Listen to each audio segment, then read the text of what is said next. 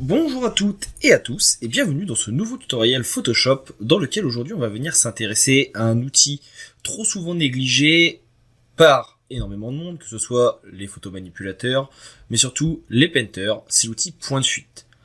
Malheureusement, parce que cet outil n'est pas forcément beaucoup mis en place, on a tendance à l'oublier et pourtant il vous permet en quelques instants de venir créer vos propres grilles, de venir créer vos propres perspectives et vos propres bases pour vos paintings, vos photomanipulations, vos compositions, voire même pour vos modifications de scènes en quelques instants.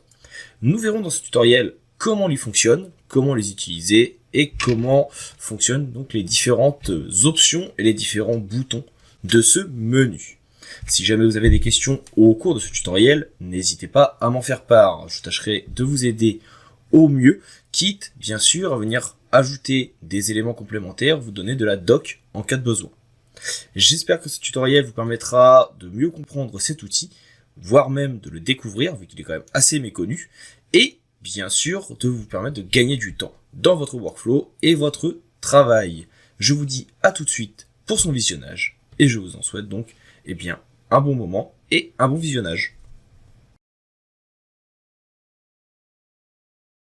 Attaquons donc la présentation de notre outil point de fuite. Alors cela va se passer en deux temps. Une première, on va partir de cette page blanche parce que ça permettra d'être mieux accessible pour les digital painters, les illustrateurs, les architectes, et on verra ainsi les différentes possibilités, les différents outils présents dans le logiciel et le point de fuite. Et on verra après comment l'utiliser sur une photo, comment ajouter plusieurs perspectives, comment déplacer des éléments et utiliser certains autres outils. On va commencer ici donc par venir dans Filtre et on a notre petit bouton point de fuite, Alt, CTRL, V. Je clique dessus, une nouvelle fenêtre s'ouvre alors. Plusieurs options donc, des outils à gauche et ici des options modifiables sur le dessus. Et vous avez également un petit menu que l'on va revoir après qui vous permettra de faire des exports sur votre Photoshop ou vos logiciels de 3D ou d'animation au besoin. Les deux premiers boutons sont ici. Vous avez l'outil création de plan qui va vous permettre, comme son nom l'indique, de venir créer un plan dans votre composition qui sera représenté par une grille. Les grilles, vous pouvez les paramétrer dans les préférences de Photoshop, donc ça sera dans édition préférences en cas de besoin. La grille, vous pouvez la modifier ici. Là, on est sur une grille 100, c'est-à-dire qu'il y aura toujours 100 petits carrés sur une largeur.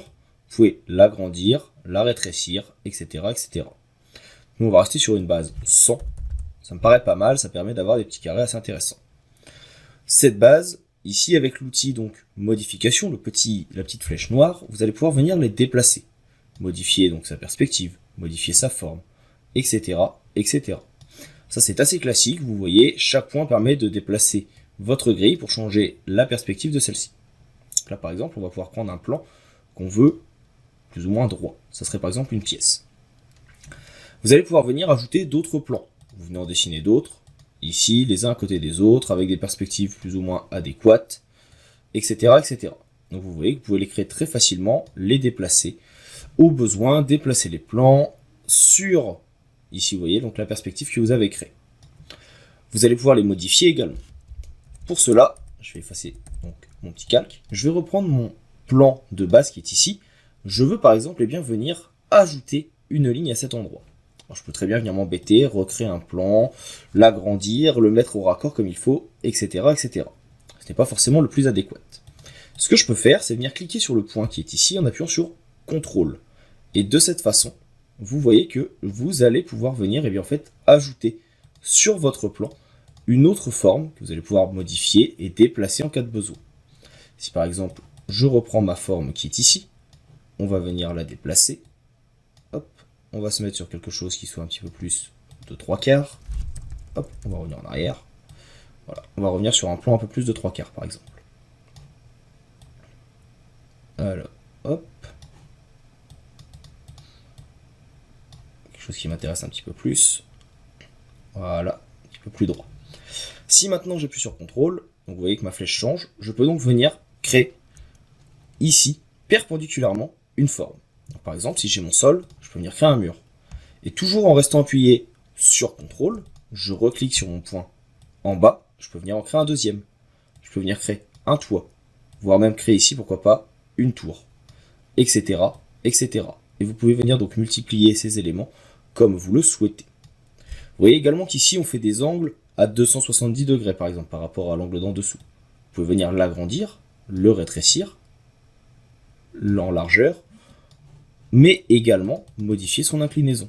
Pour cela, vous avez le menu angle qui est ici, qui vous permet, comme son nom l'indique, de venir modifier l'angle de votre élément. Et de cette façon, vous allez pouvoir venir créer par exemple ici une sorte de petit pont-levis en quelques instants et le tout en perspective. Donc voilà, je sélectionne, je redescends de l'autre côté et comme tout à l'heure, on crée et on peut même donc venir le déplacer directement avec le menu angle pour avoir quelque chose qui soit adéquat. Si je l'ai fait trop grand, à tout moment, je peux venir sélectionner les deux, comme vous le voyez, et venir les déplacer les uns avec les autres pour avoir quelque chose de plus raccord. Donc c'est suivant les besoins. C'est juste ici pour avoir une perspective, après c'est à vous de venir retravailler par-dessus. Vous voyez qu'il y a des outils également de clonage, de sélection, etc., etc. On reviendra dessus quand on va parler photo. Vous allez avoir également ici donc un outil pipette qui va vous permettre de garder des couleurs en cas de besoin. Un outil mesure qui vous permettra de mesurer par exemple la distance entre un point A et un point B sur une de vos perspectives. Voire un outil de déplacement si vous voulez vous déplacer, si vous avez zoomé dans la composition, etc., etc. En plus de cela, vous avez l'outil Loop. Moi je vous recommande plutôt le contrôle plus, le contrôle moins.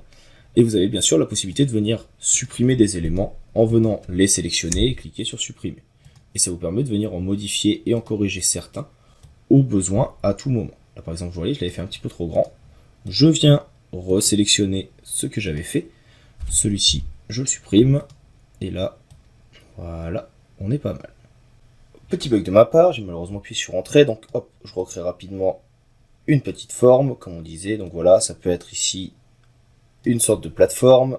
De l'autre côté, la même chose. On va même la faire un petit peu plus grand. 2, voilà. Ici, et on va l'incliner un petit peu pour qu'elle rejoigne le sol. C'est un exemple, hein, bien sûr, après c'est à vous de voir suivant vos besoins et vos affinités. Une fois que cela est fait, ce qui peut être intéressant, c'est donc de l'exporter en grille. Parce que si je valide tout de suite, on va le faire ensemble, vous voyez que rien n'apparaît. Où est passée ma grille? C'est assez problématique. Je reviens dans mon filtre, point de fuite, elle est encore ici. Maintenant, ce qui va être intéressant, ça va être de l'exporter. On va cliquer ici sur Paramètres, vous avez plusieurs possibilités qui s'offrent à vous. Une première qui fait rendu des grilles vers Photoshop. C'est celle que l'on va utiliser. Rendu des mesures qui nous permettra, si nous avons créé des éléments que nous avons mesurés avec l'outil règle, de garder ces mesures. De renvoyer vers un calque 3D avec Photoshop, ça permettra d'avoir donc la possibilité de mettre en relief cette grille et ses points de fuite.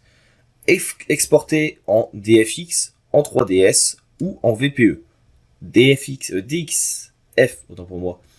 En général, c'est pour des logiciels 3D type SketchUp par exemple. 3DS c'est pour 3ds Max et VPE c'est marqué, c'est pour After Effects. Donc on va faire rendu des grilles vers Photoshop et on va cliquer sur OK. Et vous voyez que de cette façon, sur mon calque est ainsi apparu ma grille. Si je refais la même chose sur un nouveau calque, je reviens en arrière, je crée un nouveau calque, point de fuite, ma grille est toujours disponible et on exporte donc rendu des grilles vers Photoshop, je clique sur OK, et elle apparaît donc sur un calque séparé, et je peux la réutiliser. Et de cette façon, si vous êtes Digital Painter, il ne vous reste plus qu'à venir peindre par-dessus, à tout moment. Et tant que nous sommes dans le Digital Painting, ce qui peut être intéressant également, c'est que vous trouvez une photo avec une perspective qui vous plaît, vous voulez avoir quelque chose d'à peu près identique pour votre composition, on prend la photo, je crée un nouveau calque, filtre, point de fuite, je me retrouve ici donc avec ma photo, je vais faire un petit contrôle moins, je viens poser mon point de fuite comme ceci, donc je vois bien que ma grille fait à peu près cela, comme ceci et ici. Une fois que c'est fait, je vais me remettre ici à 100 parce que j'avais fait quelques petits tests, j'agrandis donc ma zone, on sait que la perspective est à peu près comme ça, on va aller jusqu'au bout, on va réduire ici, à peu près jusque là. Je peux maintenant venir, pourquoi pas, créer un mur.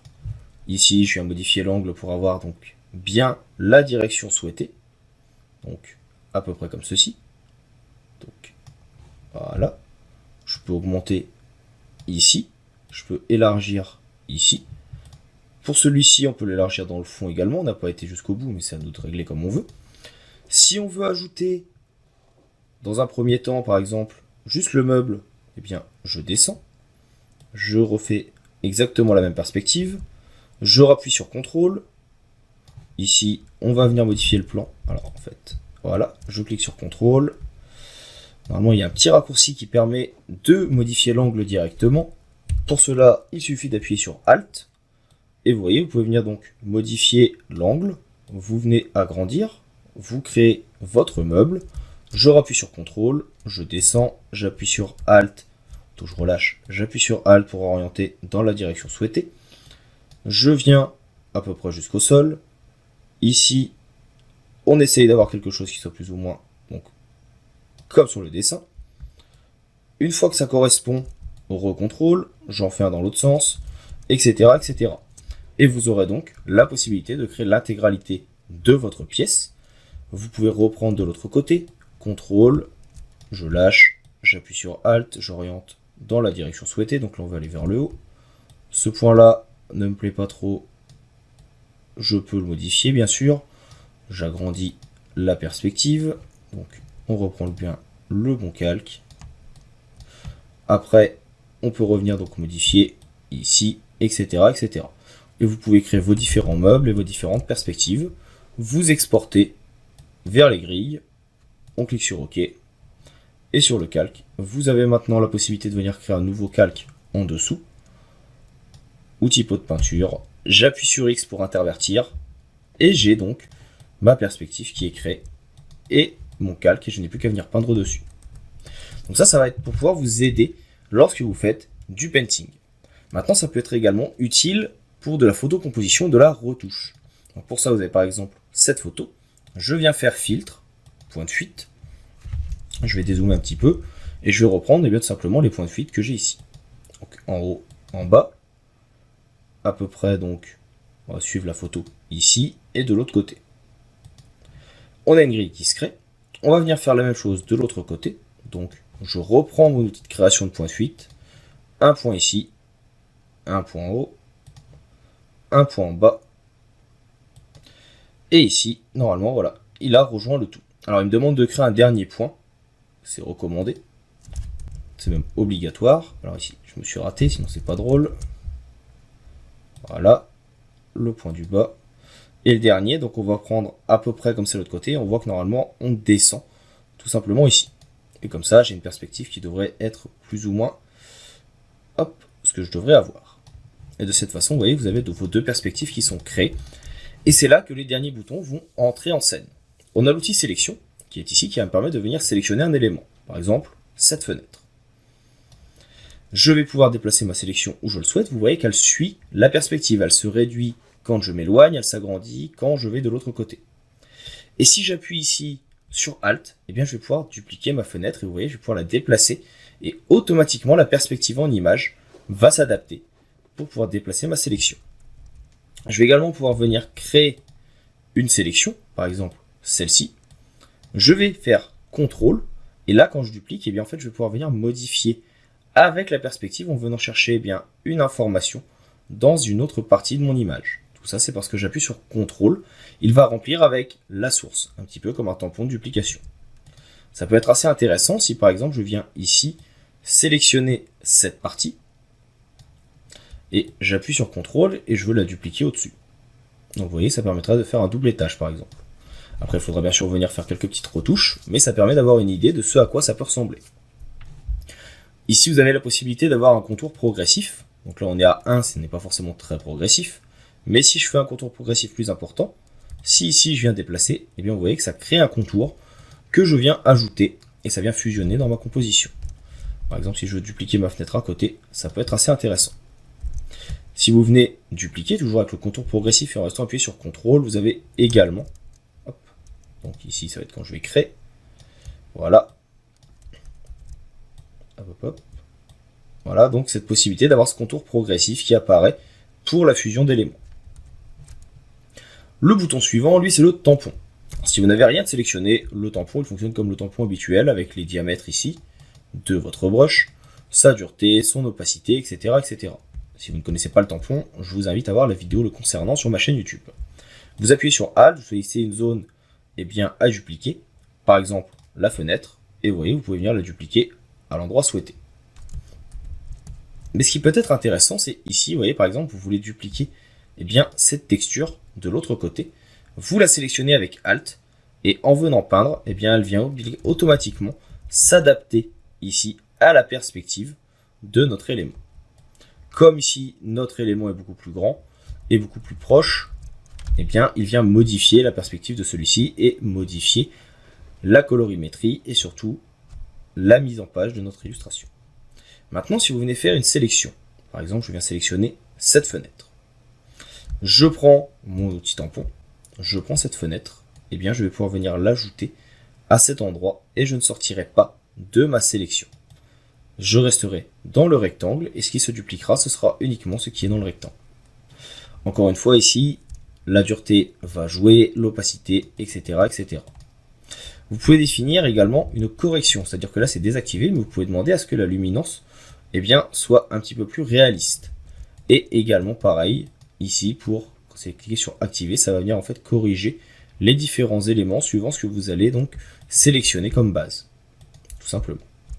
Vous voyez par exemple ici, si je viens prendre de ce côté-là, je vais pouvoir venir rajouter des fenêtres un petit peu plus petites. Et vous avez le même principe ici avec le pinceau. Vous allez pouvoir venir peindre sur des éléments, et sur ces éléments, vous allez pouvoir venir changer de couleur. Par exemple, choisir du rouge, et ici vous allez pouvoir venir faire un trait rouge, et vous voyez qu'il va s'évaser petit à petit, et suivre, un petit peu comme un tag, la perspective de l'image. Et pareil de l'autre côté, vous voyez que votre trait va suivre la perspective automatiquement. Enfin, vous avez le dernier bouton ici, qui peut être intéressant également, ça va être quand on va faire de la redimension d'éléments, qui va vous permettre, après sélection, de venir modifier et orienter au mieux la forme de votre sélection. Donc comme vous le voyez, c'est un outil assez puissant qui vous permet pas mal de corrections déjà en lui-même. Ce n'est pas forcément hyper précis, mais ça vous permet donc ici, tout simplement, comme nous l'avons déjà vu, de prendre les rendus de grille. Je clique sur OK, j'ai donc ma grille qui apparaît. Et de cette façon, vous allez pouvoir la modifier comme vous le souhaitez. Alors ne faites pas l'oubli que je viens de faire, c'est-à-dire de créer un nouveau calque. Si vous ne créez pas un nouveau calque, il se fera automatiquement sur votre arrière-plan, et donc vous ne pourrez pas déplacer cet élément. Là maintenant ici donc on revient, on recrée rapidement par exemple notre point de fuite. Donc, je reviens ici, mon nouveau calque, filtre, point de fuite, je crée ma zone. Donc par exemple je sais que je veux que ça soit cette perspective, c'est pas forcément la bonne, qu'on soit bien d'accord. Et j'en veux une deuxième qui soit donc ici, que je veux utiliser donc pour plus tard. Je crée la zone, un premier point à cet endroit, un second de l'autre côté, ici, et on a dit un petit peu plus bas, comme ceci. J'exporte, donc en sélectionnant bien les deux. On n'est pas obligé de sélectionner, mais sait-on jamais. Je clique sur OK, et j'ai donc ma grille qui est ici. Et l'avantage, c'est que cette grille, je vais pouvoir la déplacer à tout moment et où je le souhaite. Donc voilà pour ce petit tuto sur l'outil point de fuite. J'espère qu'il vous sera utile, qu'il vous aura permis de comprendre comment il fonctionne. Pour ma part, je trouve que c'est quelque chose qui est ultra puissant pour faire, par exemple, de la photomanipulation, mais aussi du digital painting. C'est un outil qu'on a tendance à oublier. Les gens ont tendance à venir tracer directement leurs points les uns après les autres pour avoir la bonne perspective, etc., etc. Et bien là, l'outil nous fait gagner pas mal de temps. C'est pourquoi je vous le recommande et je vous invite à essayer de l'utiliser. Encore une fois, si jamais vous avez des questions, je reste disponible via la section commentaires. Donc, n'hésitez pas à m'en faire part, je vous aiderai au mieux. N'hésitez pas à laisser un petit like, à partager la vidéo, à vous abonner. Vous aurez chaque semaine une nouvelle vidéo astuce pour découvrir au mieux les outils de Photoshop. Je vous dis maintenant à bientôt pour d'autres petites astuces, pour d'autres petits tips et conseils, d'autres tutoriels. Et je vous souhaite une bonne continuation. Vous en avez marre de perdre du temps, de passer des heures et des heures à regarder des tutoriels, les miens ou ceux des autres, vous souhaitez avoir des petits trucs et astuces pour aller un petit peu plus vite dans votre processus créatif, eh bien je vous invite à aller voir mon Gumroad, ressources graphiques, sur lequel vous trouverez des PSD, des AI, des EPS, des AE, tous les fichiers sources de différents logiciels qui vous permettront de gagner du temps.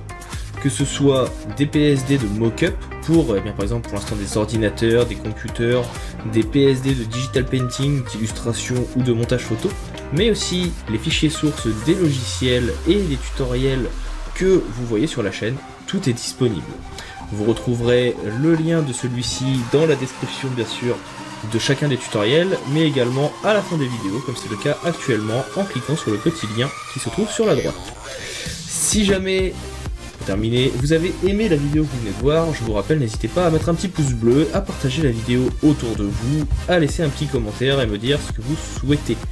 Sachez également, et je vous invite à rester à l'affût, que de temps en temps dans les fichiers description des tutoriels présents sur la chaîne, vous retrouverez des petits codes promo, sur de petits easter eggs pour les tutoriels payants tuto.com, pouvant aller du tutoriel de 25 heures sur l'intégralité de Photoshop au petit cours sur comment réaliser des infographies sur Illustrator et bien d'autres choses encore. Je vous invite donc à rester à l'affût et à me contacter si vous avez besoin de tutoriels spécifiques ou autres. Je vous dis maintenant à bientôt pour d'autres tutoriels et d'autres astuces Photoshop, Illustrator, InDesign et autres logiciels liés au monde du graphisme. Et je vous souhaite une bonne continuation.